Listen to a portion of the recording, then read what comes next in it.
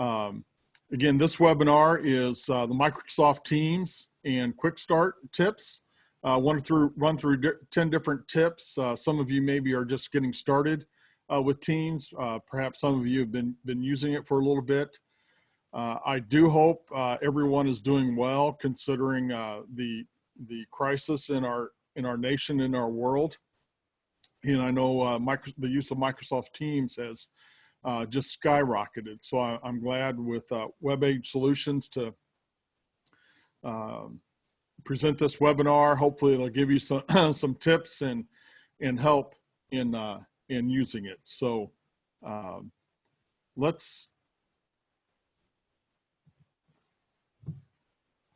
there is a Q&A box that you can use if you have questions. We'll be looking at those at the end and moving right along. So in an overview of what we're going to cover in these 30 minutes, we're going to talk about teams and channels, what the difference is, and some of those settings that are there to get you started. We're going to have talk about conversations and chat and being able to distinguish between a conversation and a channel and having private chats. We'll talk about notifications, finding the information you need, and the activity feed. We'll look at how to schedule meetings and how the use of the Meet Now button, and then we'll talk about adding and using apps. So again, during this time, if you have any questions, put it in, and I'll be looking at that periodically, and so you can put those questions in there, and we'll take a look at those.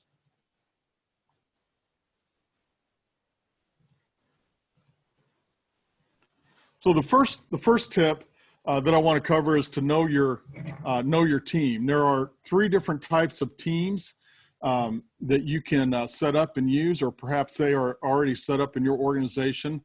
There is the private team.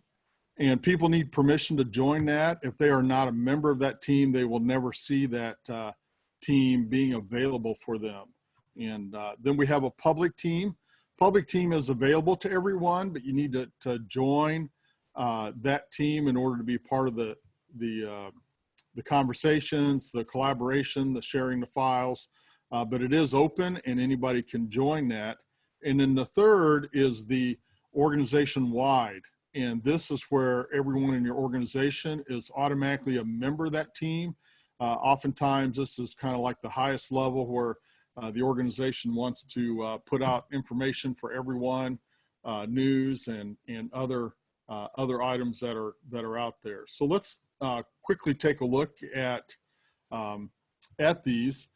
And in our environment, my environment here, I have a Teams environment, and I have several different teams over here on the left panel.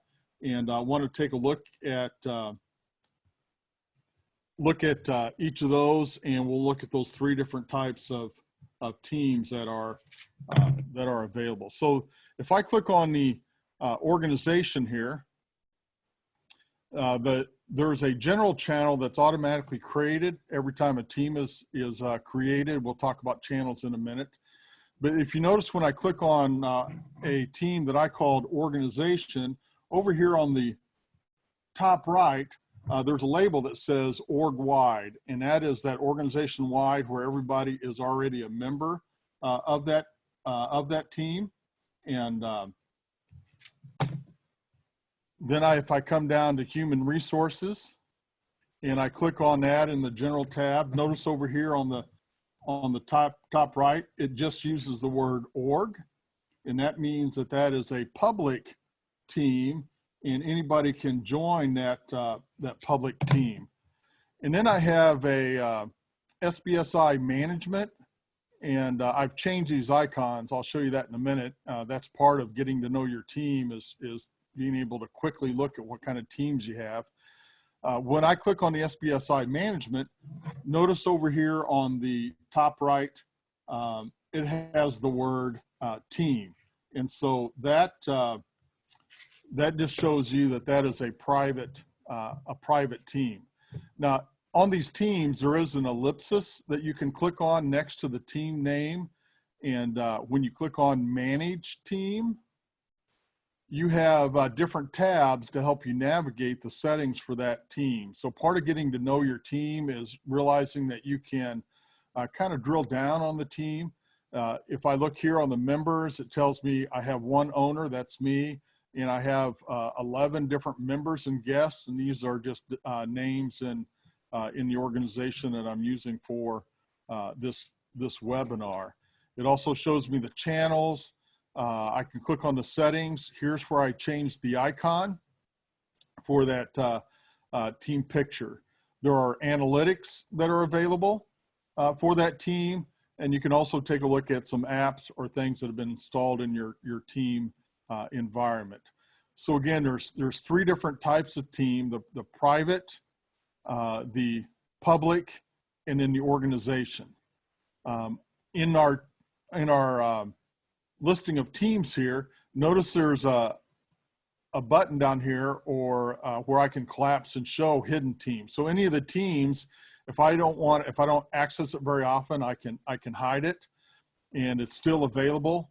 And I can come in here and I can also show that team and put it back at the top. So I have some teams that are hidden, and it just helps to keep the clutter of a numerous teams. You do want to try to keep your teams to a minimum.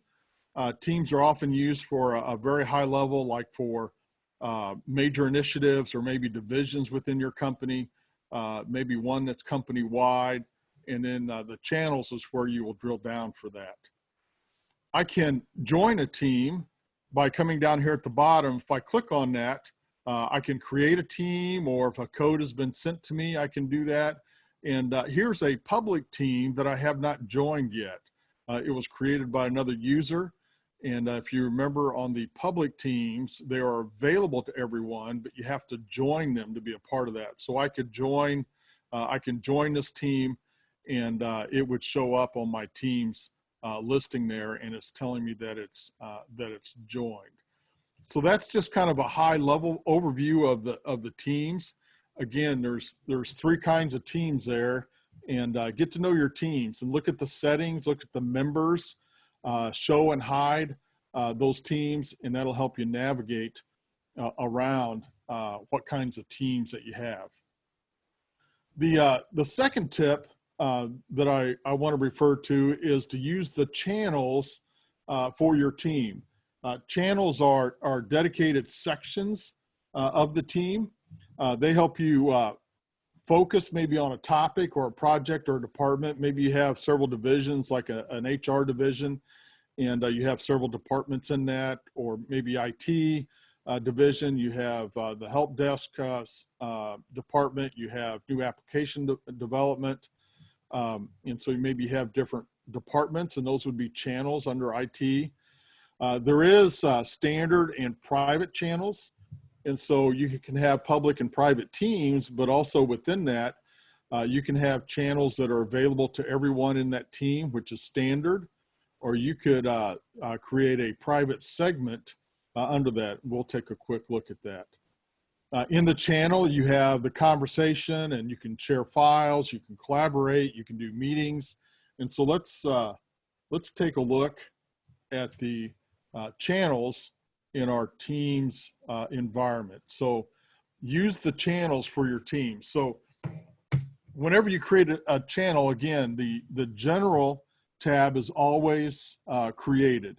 And here in my organization-wide team, I have up here at the top the posts or the conversation within that team. I can share files. There's a wiki page. I can add apps that I will talk about later. Let me jump down to the human resources team. And again, this is a public team. And if I click on the word post, I can come down here at the bottom, and I can begin to have a conversation, and everybody in HR will be able to see that conversation. So let me just click here and start typing something in. Please check out our new time off policy. And so now everybody that's in HR can see that. We'll talk about notifications and pushing that information out so people would see it. If I want to reply to that conversation, I want to click reply under there and be able to respond there. Down here at the bottom are new conversations. The reply is chatting within that particular topic. One of the recommendations in this tip of using your channels is click on the A, and I can add a subject.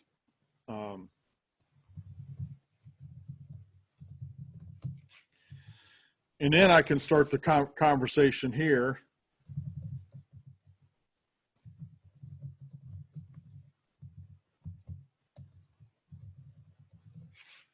And within that, I can use the rich text. So it's important to understand that channels is where your conversation happens. And so you can also share files. If I go into these areas and I click on the Files tab, I can upload files. And your files environment, Teams uses a SharePoint backend. So if you're familiar with SharePoint, you can open up the Files tab. That is a library within your SharePoint backend environment. And if I clicked on Open in SharePoint, it would open it up. I can do the check-in, check-out. I can sort the list. I can create views. I can do all of that. Most of that setting I can still do within the Teams, or I can do the Open in SharePoint to be able to show that. So I can have my conversation. I can have my files that are there. In any of these teams, I can create, like on human resources, I can add channels to the team. So here I'm going to add a channel, my human resources, and I'm going to call it HR staff collaboration.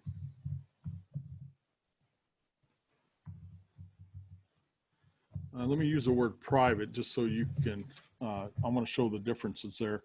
So down here on the privacy, if I left it as is and if it was a standard channel, that means everybody in the human resources team would be able to see what's in the channel. If I click on private and add the channel, it's going to give me an option if I wanted to go ahead and add names. And I would want to do that because, again, if you're not a part of it, you'll never see it. So there's no way for those in my HR staff to know it's there. And so I will want to start to add them as part of that channel. So I'm going to click student 1 as an example, make him a member. And notice it has the lock key next to that. So that's when you're in your channels, you want to know which ones are private, which ones are not. It will have the lock key next to it, and that way you can keep track of which ones are private, which ones are standard. For example, in SBSI management, it is a private channel and perhaps or a private team. And perhaps that team is all my managers or all the managers in the organization, and we can have general discussions.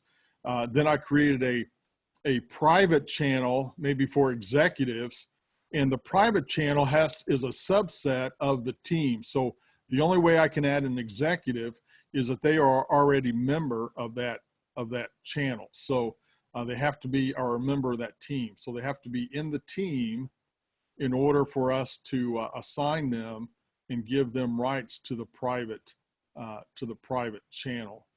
So the channels, again, keep your teams to a minimum, but you're going to create channels to kind of break down that work. Perhaps in projects, you've got the general channel for all projects. Maybe you're creating different individual projects or the initiatives. And you can have a channel for each of those. And we'll talk about some project planning in just a little bit. So use channels for your teams. The third point is that you can invite guests, just like I can on the private channel. I typed in the student one. Well, I can invite members and guests to be a part of my team. So if I go back to my team environment and in the projects, I want to add a member. I'm going to add a member with a Gmail address, and he's already there because I've added him to other teams. But my back-end Teams environment is set up to allow external use, and it's telling me that he's already a member of that team. But just want to make a point that when you add a member, type in their email address, they will get an email, and they will click on that email, and they will download the Teams environment. It'll create a login with that email for him or her, and allow them to be a part of that team. So kind of expand your use of Teams to maybe some partners or to people outside your organizations.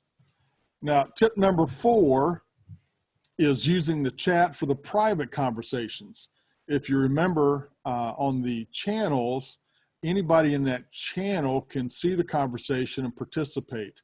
And so it's just like posting on a bulletin board. You walk by, you see an announcement or somebody asks a question. But in the chat, I like to think of that similar to the use of my text messaging in my phone. When I text somebody on my phone, whether it be my wife or kids or somebody else, whoever that text is addressed to is only going to see that text. So when I go to my chat button up here on the top left, there is a little icon that allows me to start a new chat. And so when I click on that,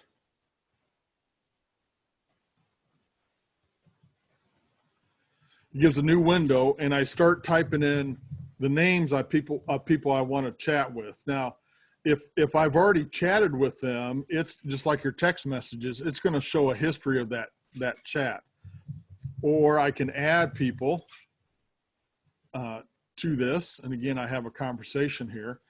And so only the 3 of us, student 1, Cecil Renshaw, guest, and myself can see this. And down here at the bottom, again, I can do like I did before, type the message and put that in there.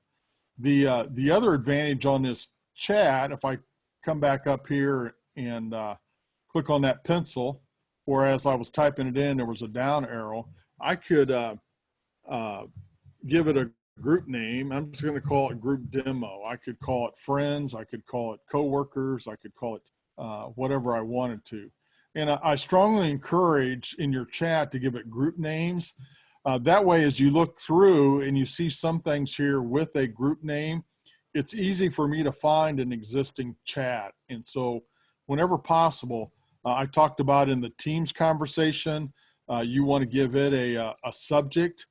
In the chat, if you can use a group name, that will help you in finding the stuff you're looking for. So the more specific you are, using keywords and group names and titles and subjects and tags, the better off you're going to be to find the information you're looking for. So you can chat privately within your organization.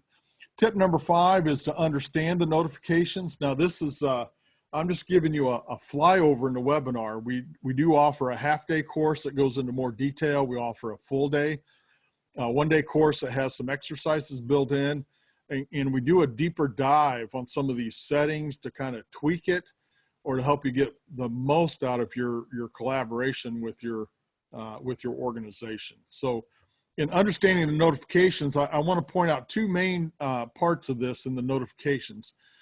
First is that if I come up here on the top right and click on my icon name, I can come down to settings, and there's a notification button here, and this allows me to change the notifications for the overall Teams environment.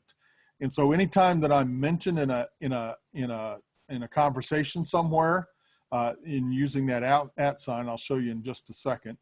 I can decide if I want both a banner and an email, or if I only want it to show in the feed.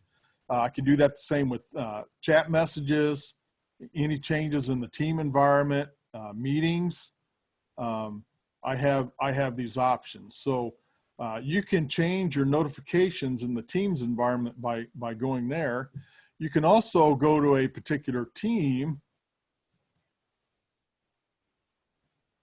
and when I click on a channel, I can adjust notifications limited to that channel.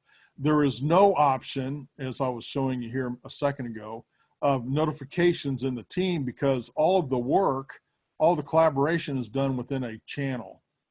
So I can click on the channel notifications, and if I want to be alerted in a banner or in my feed, I can change that, whether and include replies. And so I need to be aware of my notifications, and those are just a couple of places. And if you wanted to be alerted, if I'm going to type a new message and I want to make sure that you get alerted because you have a notification set up, I can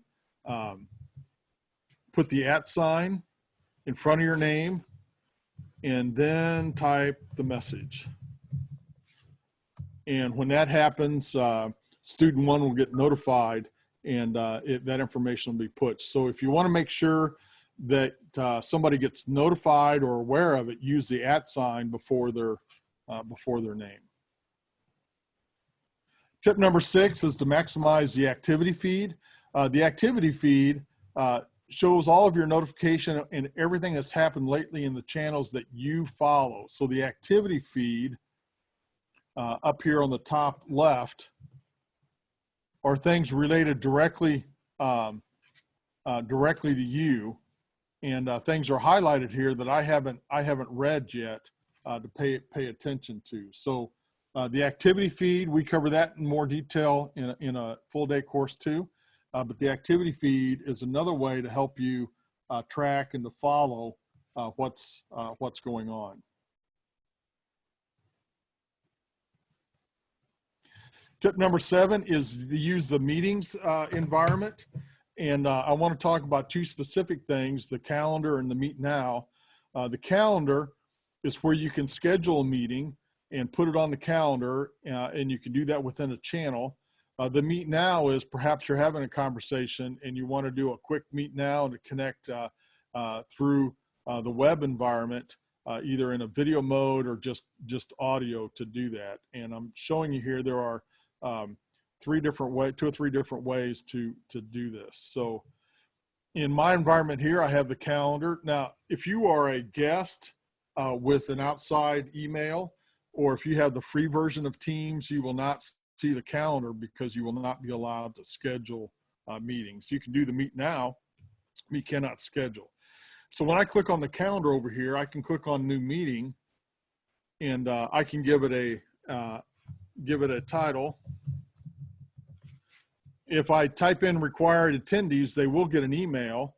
I can also tie it to a particular channel.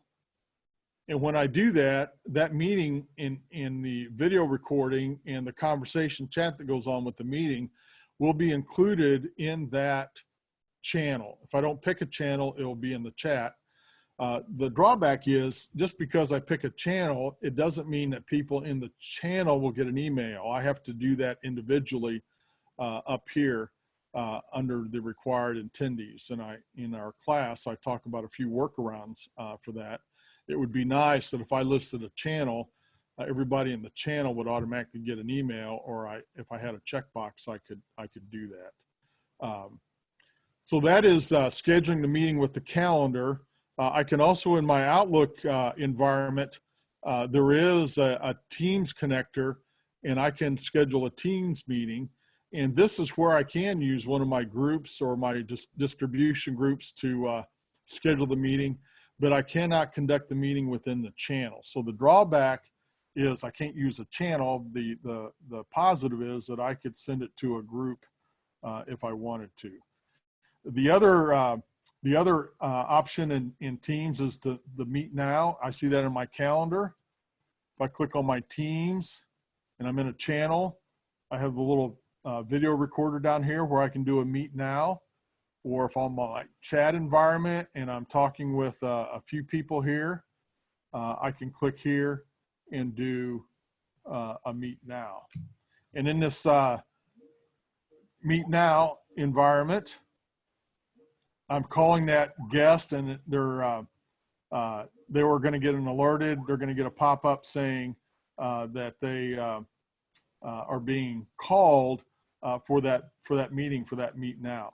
Now in the Meet Now environment, just a couple different slides here. You can invite a one-time guest. So perhaps you have a quick meeting with somebody outside your organization. You can do that. They would get a link, click on it, and they automatically are added to that environment. One of the questions is will you get access to this webinar? Yes, you will get a recording of it, and then you'll get the PowerPoint slides. And if there's further information you need, feel free to email us, and I'd be glad to follow up with you. The schedule with Outlook, I want to put that in a slide so you're aware of that information. And then let's move on to a couple of final tips here in closing. Tip number 8 is that you can add apps. For example, you can add a planner app. Microsoft has several free apps that you can add. So let's say that in my water cooler topics here, I wanted to add an app. I come up here and click the plus sign.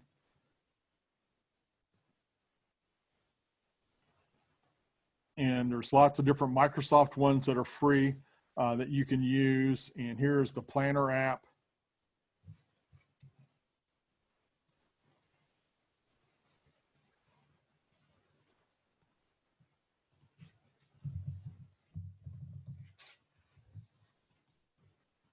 And in the course that we offer, I go in a little bit more detail with the planner. You can create buckets of tasks. People can be assigned tasks and be updated on that. You can kind of track a schedule and charts to do that. So you can add different apps, which is nice.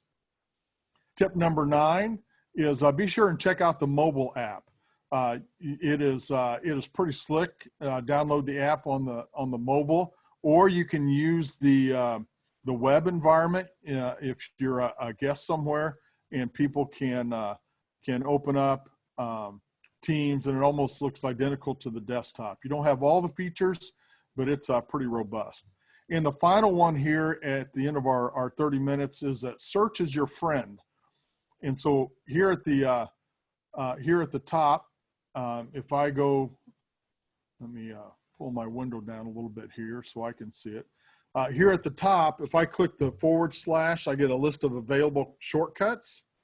Or if I just type in a keyword, and again, this is where if you use those labels and use specific naming conventions, when I type that in, here in my environment, I type in the word standard. Nothing shows up. And again, if I don't have permission to something, then I don't have access. And here I'm typing in the word sample. It's finding words in chat. It's finding documents. It would find a team or conversation. So use the chat as your friend. So that is a very quick, a lot of information. I tried to pack in 30 minutes because I really wanted to try to give you some things to help you get started with that environment. And so I hope this has been helpful. Are there any other specific questions you want to type into the chat or the Q&A? I'd be glad to try to answer those that are there. I definitely want you to feel free to contact us at WebAge. We'd be glad to follow up with you.